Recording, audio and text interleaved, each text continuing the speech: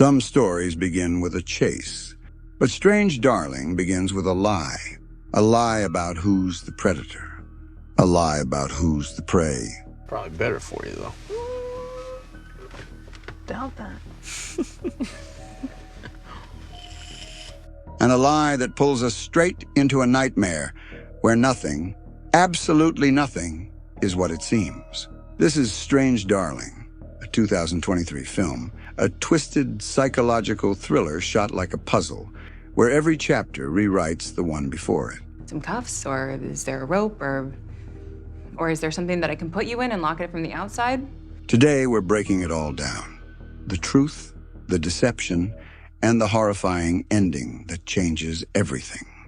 The film opens in chaos, the end of a story we don't understand yet. A woman, barefoot, bleeding, and terrified, sprints across a dirt road. Her breath is frantic. She's desperate. Behind her, a pickup truck swerves and stops as a man steps out. He looks calm, too calm. He calls her darling. She screams. Without warning, he fires a gun, the bullet whistling past her as she races into the woods. The man follows, slow and confident, like a predator who already knows how the hunt ends. This sequence is primal. Two people locked in a violent dance where fear and obsession blur together. The woman manages to break into a remote farmhouse. She finds an elderly couple inside, confused, frightened, unsure what's happening. Before they can react, the man bursts in after her. Gunshots echo.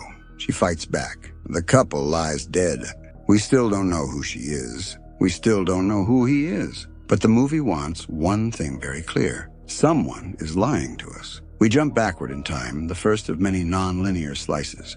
The man and the woman meet at a bar. The scene is warm, flirtatious, and oddly intimate. She teases him. He flirts back. They look like two strangers who feel instantly connected. She suggests they go somewhere private.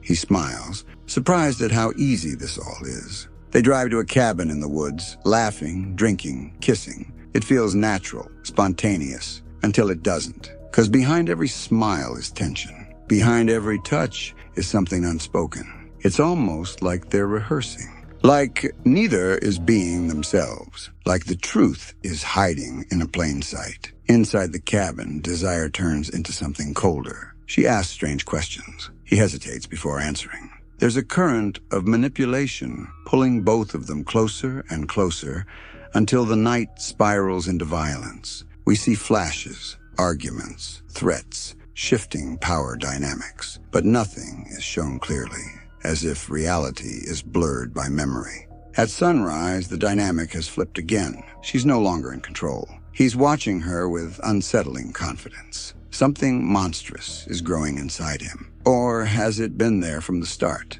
The movie never gives us the truth outright. Instead, it lets paranoia grow like a wildfire. We jump again, but this time, the perspective shifts. We finally see something we missed. The man is not just dangerous. He's a serial killer, not a sloppy one, not an impulsive one, but a practiced, methodical predator. He keeps trophies. He likes the chase. He rehearses the hunt long before it begins.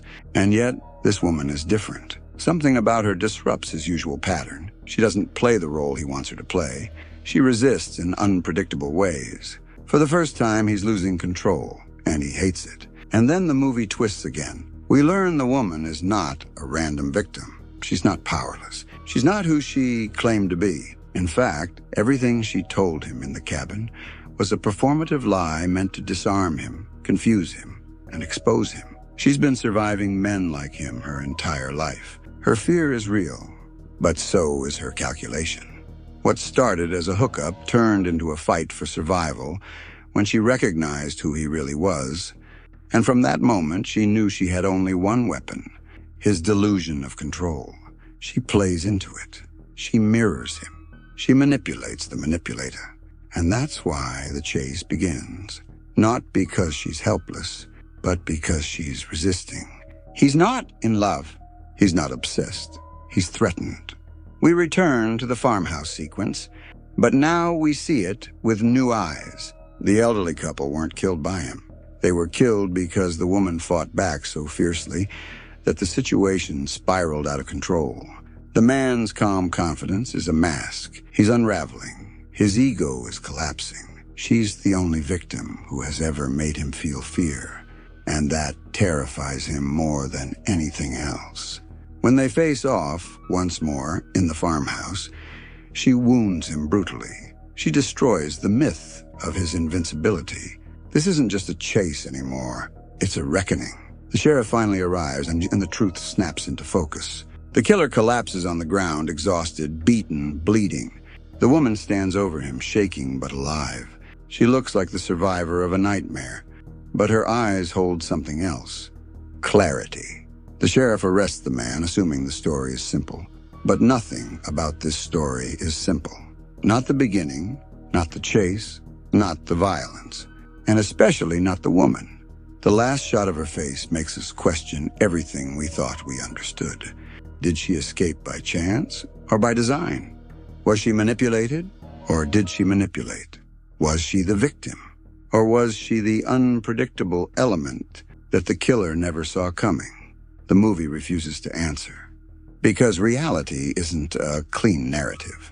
And people, especially broken people, rarely fit into labels like hero or villain. And Strange Darling, everyone is dangerous. Everyone lies. Everyone survives in their own way. Strange Darling is a beautifully twisted psychological game that hides its truth behind perspective, ego, and trauma. It's not a story about good and evil. It's a story about two damaged people colliding in the worst possible way. And the lesson is simple. Danger doesn't always look like a monster. Sometimes it looks like a mirror. Thanks for watching The Pulse Movie. Subscribe for more cinematic breakdowns. Explain one heartbeat at a time.